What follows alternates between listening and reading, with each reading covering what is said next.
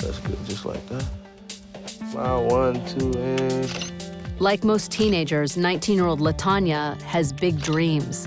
I want to model and open up a business. There you go. But these photos aren't meant for a casting agent. They're for someone whose life has yet to begin, her future son.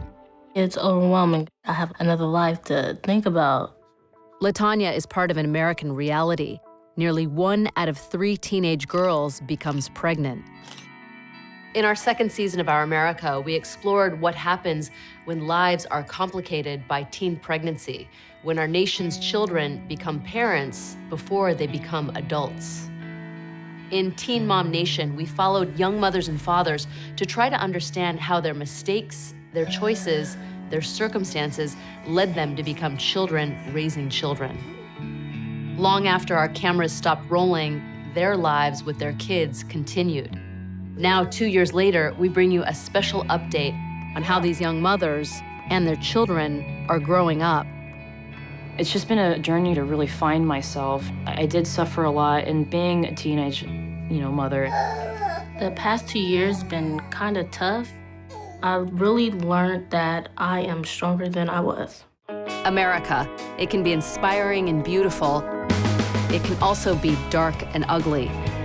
It's so many things, but it's ours. It's our America.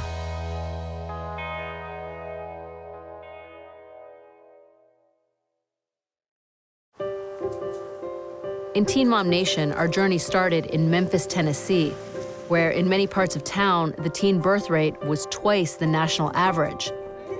But an effort was underway to change this. Mary Sampson, come on down. For 24 hours, 20 teenagers were given dolls to care for. Dolls that cry, had to be fed, and changed every few hours. Dolls that were as needy as real babies. For one night, they would learn what it's like to be a teen mom. Oh, we started crying again, huh? Deborah Hester Harrison, who ran the program, was targeting the group hardest hit. 40% of Black and Hispanic girls get pregnant before the age of 20. When you're a teen mom, the odds are against you. Not as easy as it looks, huh? The odds are they're gonna live in poverty. If they haven't finished high school, they probably won't. I just don't want them to make mistakes that will follow them the rest of their lives. One teenage couple in rural Appalachia knows all too well the consequences of having a baby too young. It's hard and complicated and frustrating. The crying and waking up in the nights. Those are the most stressful things to me. Don't worry. Daddy's going to work now. When we met Brianna, she was only 16 years old and already a mother of 2. When the children's father, 18-year-old Amadeo, left for work each morning, Brianna stayed behind to care for their boys. Come on, Daddy's gonna go bye-bye. When I'm here all day, I just feel like locked up and I get pretty lonely, Barely able to afford rent, the young family made do in a 2-bedroom trailer. For Amadeo, the reality of supporting a family was a far cry from his old life. Before I had kids, we hang out with our friends and I didn't have to worry about a lot. I do miss those days. The young teens fell in love in summer school. They were together for just over a year and a half before Brianna got pregnant at 14. Me and Amadeo, we weren't trying to get pregnant, but it just happened. I would use protection, but sometimes I wouldn't. I don't know what I was thinking, what we were thinking. After Brianna got pregnant, they waited almost a month before telling her mom, Jerry. I didn't believe it. I was in such denial. I was scared for her. She was just a baby. I felt bad. But I just was like, I'm keeping the baby. I told her that I wanted her to immediately get on birth control. She assured me that I wouldn't have to worry again. I did think about getting on birth control. I really did not want to get pregnant again. But teenagers have concerns that often baffle the most understanding parents. The people around my school used to tell me not to get on birth control because it made you fat. So that's kind of why I didn't want to. Isaac, hey, look. Despite her promises to Jerry, Brianna put herself into yet another risky situation and again paid the price. I was just so disappointed at this point. I pretty much set it straight. You're gonna have 2 children in diapers. You're gonna have 2 children on a bottle. It's not gonna be easy physically, nor is it gonna be easy financially. With bills to pay and mouths to feed, Amadeo had to take a job as a housekeeper at a local hotel. I dropped out in 10th grade so I can support them. I'm just doing what I have to do. Brianna, too, had to drop out of high school. It was just very stressful to have both the kids and then try to get to school, and I didn't have childcare. What's wrong, Omar? I don't know what to give him. I would love to go back to high school. Just all like the dances that they have and football games, but I can't do that. Is this the only future available to a pregnant teen? A future of financial hardship, isolation, and missed high school dances? Across the country, I would meet another teen mom who looked ahead and made a difficult decision for her child that would change both of their lives forever. The freedom to figure out who you are, who you want to be, it's what every teenager should enjoy. What are you doing tonight? 2 years ago, Sophie, a sophomore in private Catholic school, had her heart set on college. But her vision of the future would change overnight when she found out she was pregnant at just 16. As soon as you found out you were pregnant, what's going through your mind? Am I going to be able to graduate? Am I going to be able to even go to college? Am I going to be able to have a job? Like, I just immediately thought, oh no, my life is going to be so much harder from this point on. How did this happen? How could a girl on the college track who had every advantage become another pregnant teen? My mom did warn me, and she got me on birth control, but it was having a really negative effect on me. I'd be up all night for 5 hours, sick. Sophie's mother, Lisa, tried to talk to her and her boyfriend about safe sex. I would say, I understand you're teenagers, you're passionate, you're young, but don't be impulsive. Don't put each other into situations that jeopardize your future. You'd had the conversation with your mom. How did it still happen? It was just one slip up, and that was it, You never think that it was gonna happen to you. Hey, piggy pig. With the father of her child about to join the military, Sophie now faced the daunting challenge of raising a child on her own. Some days I would see this really mature woman, and I would think, she can do this. She could mother. And then there are other days I could see this 16-year-old girl, and I thought, I will adopt the child, and I'll set her free, and I'll just take on this problem. But then I thought, that's not the answer. This is Sophie's child. Sophie has to make the decision. She has to walk the path. I didn't like the idea of him being adopted by my mom because I didn't want to be like a sister figure in his life. He was my son. I was gonna do this. But when you're a teenager, you have all these decisions ahead of you and all this work ahead of you. It's scary. Feeling uncertain, she explored the possibility of open adoption. In the US, 95% of adoptions are now handled this way, allowing the birth mother a chance to be part of their child's life without the responsibility of parenting. Sophie started looking at family portfolios, and one in particular caught her eye. Katie and Ben, a young married couple who a year earlier had adopted their first child. What is it about them that you responded to? I love the fact that they already had a child, so they had experience with kids before, and that was comforting to me. I had to think, who's gonna be the mother, who's gonna be there instead of me. Oh. Yeah, I saw that. I can't wait to be a big brother. It's so sweet. But Sophie wasn't ready to give up the idea of parenting herself, especially after her baby boy, Teo, was born. Now that he had arrived and was in her arms, she felt their bond and began questioning everything. When you were taking care of your baby, did you feel like, I can do this? I wanted him more than anything in the entire world, but I just came to the realization that my life isn't stable enough to have a child. After 16 days of motherhood, Sophie made the most difficult decision of her life.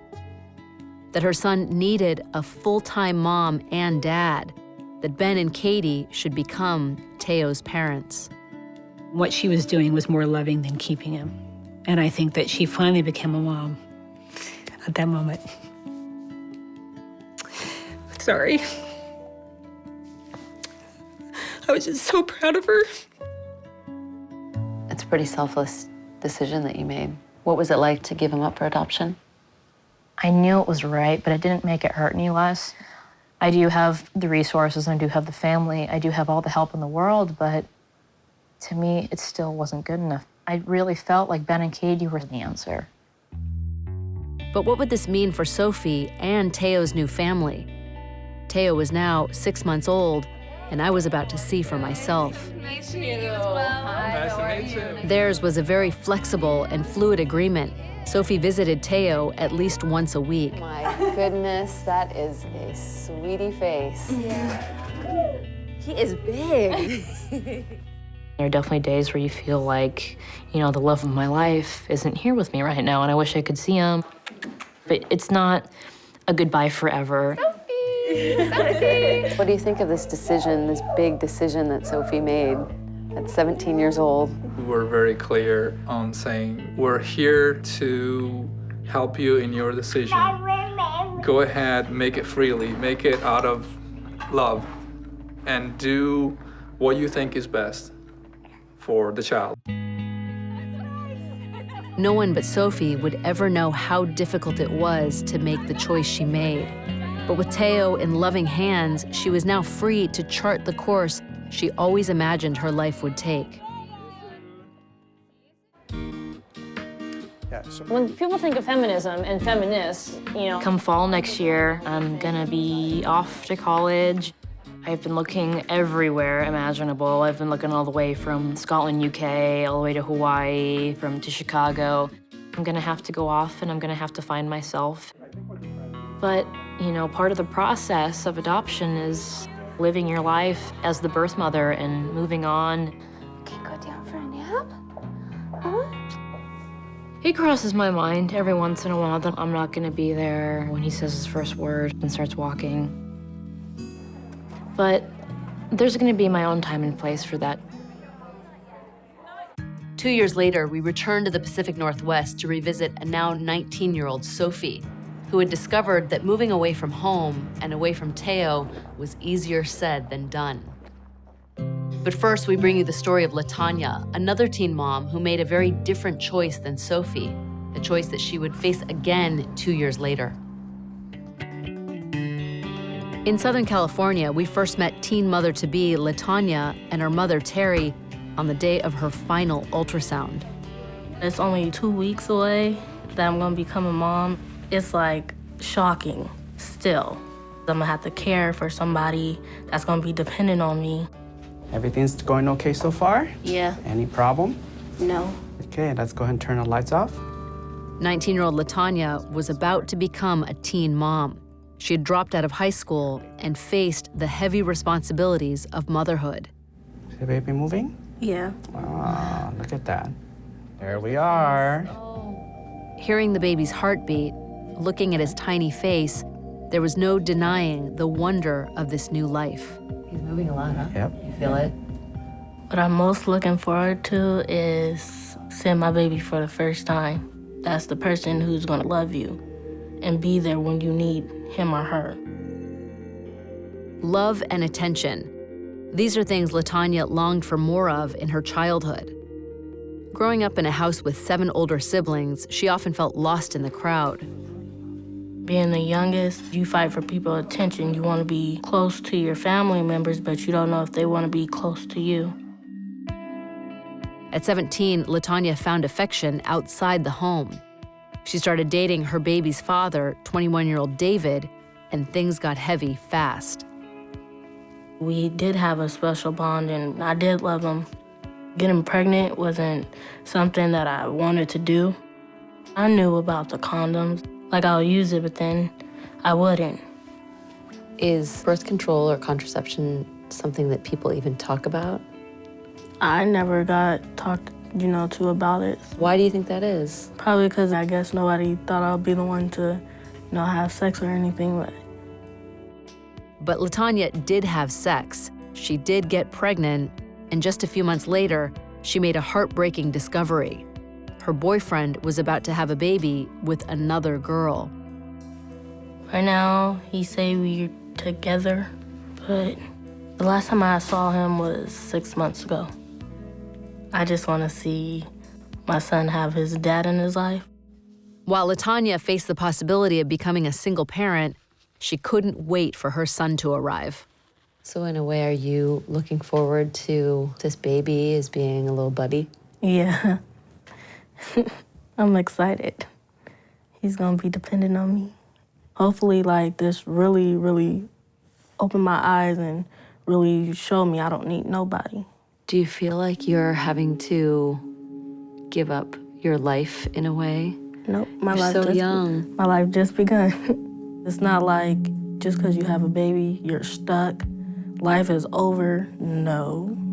I can still do what I want to do. Who's stopping me? A month later, after the birth of Jaleel, her baby boy, I returned to California to find LaTanya fully committed to motherhood. LaTanya, that is the sweetest little thing I've ever seen. Thank you. So tiny. The last time I saw LaTanya, she was hoping the baby's father would be there for her and her child. But he's since disappeared and has offered LaTanya no financial support. If the baby daddy wanna go out and wanna be a bum, then that's him. If he choose to walk out of his son life, that's him. I'm gonna worry about myself and my child. I hope the baby is tiny. Are you prepared to raise your baby alone? Yeah, I'm pretty much doing it right now. I don't always have to have a guy there. Boyfriends come and go. I'm not tied down to nobody but my son. It's a lot. You're a teenager, for the most part alone, not working yet. It's a lot on your shoulders. Yeah. How do you think you'll support the baby moving forward? Getting a job. I want to work in the nursing field. I recently just decided. I just look at it right now as taking it step by step, day by day. I don't feel like I got everything figured out. I just feel I'm growing up. 2 years after we first filmed with LaTanya, we caught up with her again. Ready? Just days before Jaleel's second birthday. And LaTanya had more news. Now, 21 years old, LaTanya is awaiting the arrival of her second child, another unplanned pregnancy that once again she may have to go through on her own. The past 2 years been kind of tough. Since filming, LaTanya has been raising and supporting her son with little help from Jaleel's father. To gain a steady paycheck, LaTanya was training to become a certified nursing assistant when she discovered she was pregnant again, this time with a girl. I was freaked out because I was like, oh, why right now? It felt like it was too soon for me to have another baby. But LaTanya had stopped taking birth control. Unprotected sex with her new boyfriend, Jeremy, had landed her in an all too familiar place. Lesson learned again. Lesson learned. I told him, and then his response was, oh, I'm sorry. I'm like, what are you sorry for? You knew what you was doing. You stopped using protection, so you gotta deal with it. But Jeremy is not dealing with it well. There was a lot of tension between me and him, and I was feeling like this pregnancy ain't finna be good. We're not seeing eye to eye, really. I was irritated constantly. It was a lot of stress. Stress. That led the couple to separate, and today it's unclear what role, if any, Jeremy will play in their daughter's life. It seemed like it's gonna be the same pattern like Jalil's dad. I have been let down by men. When we return, we'll find out how LaTanya plans to manage raising both a toddler and a newborn without a job or any support from their fathers. Pregnant again at 21 years old, LaTanya has moved back in with her parents to save money. And space is tight. This is my bed. This is Jalil's bed. And this is where the new baby's gonna sleep. But sometimes Jalil sleep on the bed with me. I don't really have a lot of me time or my own personal space because whatever mine's in Jalil's eyes is his. If I could just have my bed, I'll be fine. Lil takes the ball and he shoots it. Yeah. Up until now, LaTanya's life has revolved around her son. Jalil is my best friend. Wherever he goes, I go. Wherever I go, he goes. I love every minute with him. Oh, I saw the ball. Pass. But Jalil does demand a lot of my attention. It's a lot of stuff you can't do as a single mom. You can't get in the shower when you want to. You can't just take a nap when you want to or like read in peace. Let's go get you dressed. I really thought people was playing on the terrible twos coming, but it's no joke. There's a lot of stuff that I have to do now, like get him to listen to me and obey what I'm trying to tell him. Already fully occupied with Jalil, LaTanya will soon be raising 2 children, potentially on her own. But she's hoping that somehow she'll find a way to get her nursing career back on track. I want to switch everything around. I want to change myself for him. I hope in the future I'll be set with everything. I'll be, actually happy, because I'm not happy right now. For the time being, LaTanya must continue to rely on support from her parents. Today, she and her mother, Terry, are running errands. Lil, you finna have fun today, Papa. Birthday, Lil? You gonna ride in the cart? Jalil's birthday party is coming up, and LaTanya has some shopping to do. You got lollipops, $1.99.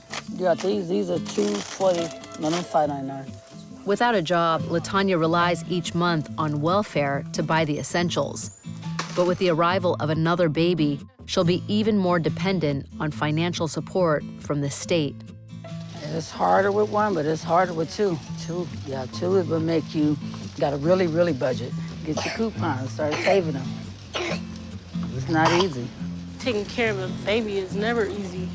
But then you have two, you got a 2-year-old and you have a newborn, oh, you're finna have fun. The average cost of a child's first year is $10,000, an additional expense to an already tight budget. LaTanya now receives just $537 a month in cash and food stamps, and she won't get much more when the new baby comes. Oh, right here, this one. Hello. It will be very difficult providing for both of them. She being on welfare, it's not a good thing, but you gotta do what you gotta do. Your total is $73.21. Is that debit, credit, or EBT? EBT. EBT, okay. Teenage pregnancy and poverty often go hand in hand. LaTanya has to prioritize her family's needs over wants, especially as her due date approaches. Hey! So today, LaTanya is getting some hand-me-downs from her best friend, Haley. Let's see if we got the baby. Look, you used to wear this, Mama. Now it goes to the baby. Baby girl stuff, it looks like it's more expensive than boys. How do you think it's gonna be managing two and giving both of them the same amount of time. I don't even want to think about that. Telling you. Sleepless nights, Tanya. There's already sleepless nights.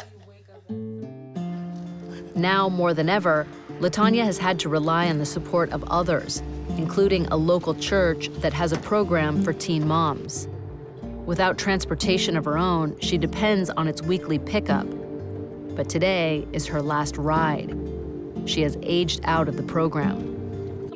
LaTanya and 4 other teen parents are graduating today. It's a bittersweet moment for LaTanya, who has relied on the support of the community to help guide her journey as a parent. Youth for Christ is a faith-based program that teaches teen moms about nutrition, exercise, and childcare while encouraging them to never give up on their own dreams and aspirations. You guys have made such big steps in your life for your kids.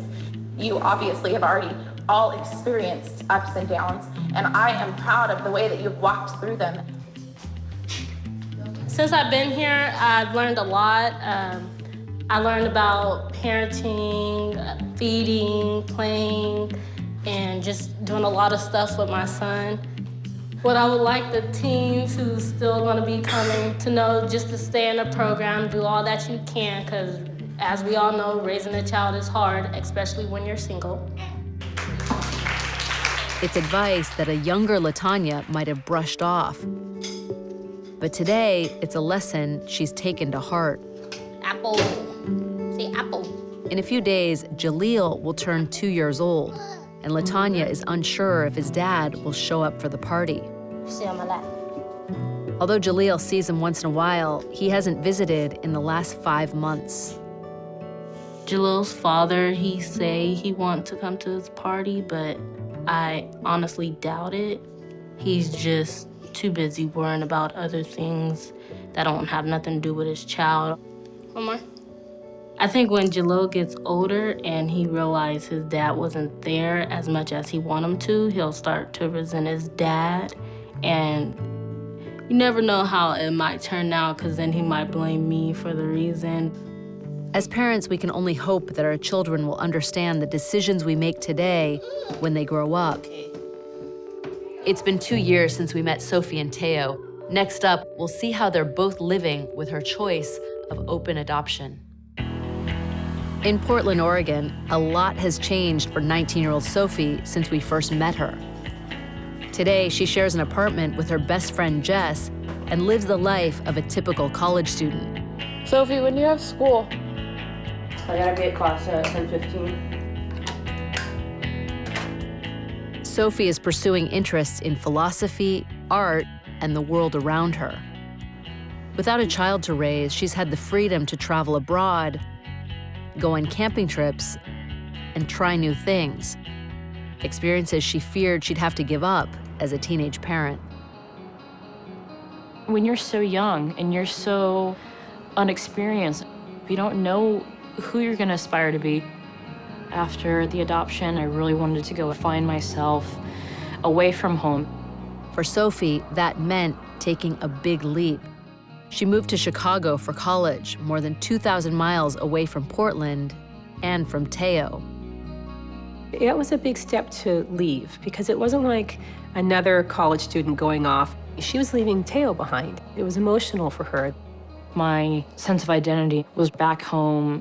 I missed my family, I missed my home, I missed Teo.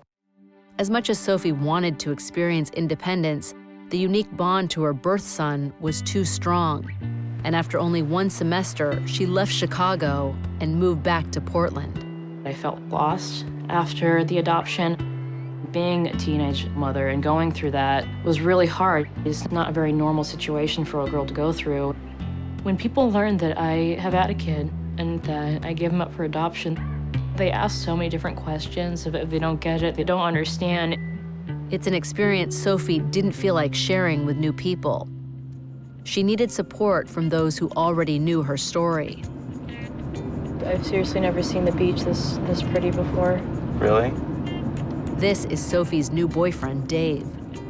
Dave talked me through the hard times. We kind of built each other up, and then it wasn't until a year after of us just being friends when we started to date. It was really important to me to establish a really genuine, wholehearted relationship with someone. Just step right here, just step where my feet go. He was just so open to everything that I had gone through. It's the best part of the Oregon coast. This is really pretty. There isn't one day that goes by where I do not think of Teo. But if I had kept Teo and if I had raised him and parented, I would be living a very, very, very different life than I am now. For Sophie, life is better with balance. When she has the freedom to explore and be part of Teo's life. A life that is full of love. It's kind of been almost like an experiment. As he grows up, I grow up. There's nothing that I've ever experienced that brings me more joy and more happiness than to see him and to interact with him and to send him love. You wanna play with me? Yeah. They put in the green ones and the red ones the red ones. Right now, Teo is too young to understand the special relationship he has with Sophie, but one day he will know exactly who she is. I'm someone in his life that loves him as much as his parents do. Someone that he can get to know on his own. When he's ready, I will be there, no matter what. Here, you put these. Yeah. Okay. It's a future that's important to Sophie. A future she feels is possible with the relationship she's forged with Katie and Ben. It's just kind of a thing where his family and mine, I feel, kind of go hand in hand. My relationship with them is very accepting, very loving. We really respect each other. Both of the families grow together, all revolving around this one child, and it's quite a beautiful thing. He's got so much love around him, it reinforces her decision when she gets to see him. And I think she knows in her heart of hearts that it would not have been like that for Teo if she had just had him to herself. I miss him sometimes, but I know he is being taken care of more than I ever could have provided for him. It can get kind of emotional for me because it's like I never have the chance to really talk about him and how much I love him. When the pain of separation does flare up, there's one person who understands how she feels more than anyone. My mom experienced it with me. She was the one taking care of me while all this was happening. I know she feels better when she talks about things. I know she feels better when she sees Teo and spends time with Ben and Katie, and she comes back and she's walking on clouds. Seeing him as much as I do is very comforting to me. It's so much reassurance and so much comfort. Renews faith that it's good and it's the right decision. That he's in a really good place. While Sophie finds comfort knowing Teo is settled in a loving home, LaTanya is trying hard to provide a happy childhood for her son. Up next, we'll join LaTanya as she prepares for Jaleel's special day. But will his father be around to be part of it? Today is Jaleel's big day. Hey, Lil Bill! And LaTanya and her family have pulled out all the stops to celebrate his second birthday. Go get it! Go get it! Go get it! Right now, it's about my baby. It's my Sunday. I don't want nothing running. Be careful, Dad. Surrounded by friends and family, Jaleel is too young to realize that someone important hasn't arrived. Jaleel's father promised LaTanya he would be here today, a day that only comes around once.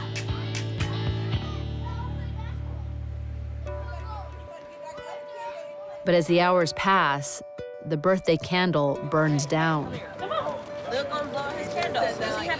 Thank you. It appears, once again, Jaleel's dad is a no-show. It's not a surprise his dad didn't show. I'm okay. I just hurt for Jaleel. As long as Jaleel got the people that's here and the people that love him, he's okay. Because then, at the end of the day, that's all he's going to know. Yeah! It's all too common, young fathers leaving young mothers to raise their children on their own. But how do you change this pattern? How do you reach those boys and teach them responsibility? 2 years ago in the Deep South, we met one pastor who thought he had the answer. At the Pursuit of God Church in Memphis, an unlikely sermon was underway. But listen, say it again, sex is not free. It's not free. It's very expensive. It's very expensive. And I have to ask myself. While most ministers preach abstinence, Pastor Ricky Floyd acknowledges that teenage sex happens. We know these children are having sex. We want to show these guys that they're accountable too for these pregnancies. It's time for you to man up. In other words, we are holding you responsible for your action. Pastor Floyd, along with the local hospital and high school, had hoped to lower Memphis's teen pregnancy rate by targeting young men before it was too late. What is the purpose of sex? Satisfaction. Satisfaction. Feel good. Make feel good. You get a kick out of it? You get a kick out of it. My.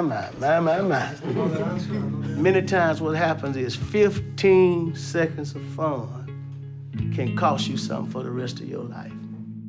Everything in America is sex. So the byproduct of talking about sex is you create a sexy environment and promote having sex. But even though sex is everywhere, Pastor Floyd felt that Americans weren't talking about it. It's a stark contrast to other developed nations. Countries like the Netherlands, where the rate of teen births is 7 times lower and sex is an open topic for all. Well, what are they doing that we're not doing? They're sharing the information with their children. They're talking to them. Matter of fact, they've even got some situations where the parents share with the children where the condoms are. Well, the Pursuit of God Church is just trying to learn from the Netherlands. For 13-year-old Dariante, whose father died 4 years ago, this was a place where he could get some straight talk about the facts of life. There's a major amount of pressure on the teenager's shoulder to have sex with a girl that's really cute. If a girl's trying to talk to you, trying to get hooked up with you, and you turn her down, they're gonna call you gay. You just had a free opportunity, and you turned it down. For boys like Dariante, peer pressure and hormones can lead to a rocky path of teenage fatherhood and poverty. If you are able to stop yourself from becoming a statistic, you're a superhero. We have to take the time to learn our children. If we can stop a young man from getting into this cycle, then that's the best preventive medicine that we can do. I'm gonna be the one. I'm gonna be the one. That's gonna make the difference in my family. It's gonna make the difference. I really want to wait to have a child, because I really want to get through school first. I love to create things, so I would really love to be an architect. They gonna point to me and say, that's the one who changed everything. Amen. Pastor Floyd had hoped to break the cycle, and it seems he's making progress. We've learned that since filming, none of the young men enrolled in his course have become teenage fathers, including Dariante. But across town, how are the girls in Memphis feeling after a restless night of diaper changes and crying? We'll find out next. Good morning. Wake up, your baby's crying. Let's go. 6 o'clock. Let's get up and get dressed, okay? 12 hours after getting their babies, these exhausted teens were now more than ready to put off the idea of motherhood. Last night was crazy. You probably could sleep 30 to 45 minutes at the most because it cried louder and louder and louder. We couldn't even handle the fake baby, so how in the world are we gonna be able to handle the real one? Then it was like we were single parents, so that was even worse. What was the most hard thing that you experienced during the weekend? Hard. Yeah, hard. Having to wake up in the middle of the night because my baby was crying. Trying to keep the baby from crying when you didn't know what was wrong with it. Carrying that big old car seat. When the girls first got here, we were so excited about getting the babies, and now we're like, we don't want them anymore. It was a really good experience, even though I'm like zombie tired right now. We will be talking about this for months. Honestly, do y'all really want to be teen moms? No! Since filming 2 years ago, there have been no reported teen pregnancies from the girls who've completed this retreat. But back in West Virginia, teen parents Brianna and Amadeo continue to struggle. They had hoped to stick together and beat the odds. I love my kids so much, and like I love Brianna. We still fight sometimes, but it's gonna be like that, I guess. I hope that me and Amadeo make it through. I really want my kids to have their father around. I really want them to have a good life. But 2 years later, we've learned that the couple has split up. Today, the boys divide their time between their mom and their dad. Back in Southern California, LaTanya's relationship with the father of her new baby remains in limbo, but she isn't letting that hold her back. A month after her camera stopped rolling, LaTanya hit the books to study for her nursing assistant certification exam, a test that she passed. LaTanya has since landed a job at a nursing home and is providing for her family, a family that has grown with the arrival of a beautiful baby girl. Meanwhile, Sophie is enjoying the moment as she figures out the woman she wants to be. I have the freedom to be able to live my life and grow as an adult, to travel, to go to college, to do all these things. And although Sophie hasn't given up on her dream to move away, for now, she's in no rush. She wants to witness her little boy grow up. In many ways, Teo has taught her more about the kind of person she hopes to be. I've learned to look at things in a way brighter light after Teo has come into the world because I just have experienced so much love. While these three girls all come from different places and have made different choices, they are united by one thing. They've all had to grow up fast and are trying to give their children the best lives they can. Thanks for watching. We hope you enjoyed tonight's special update episode.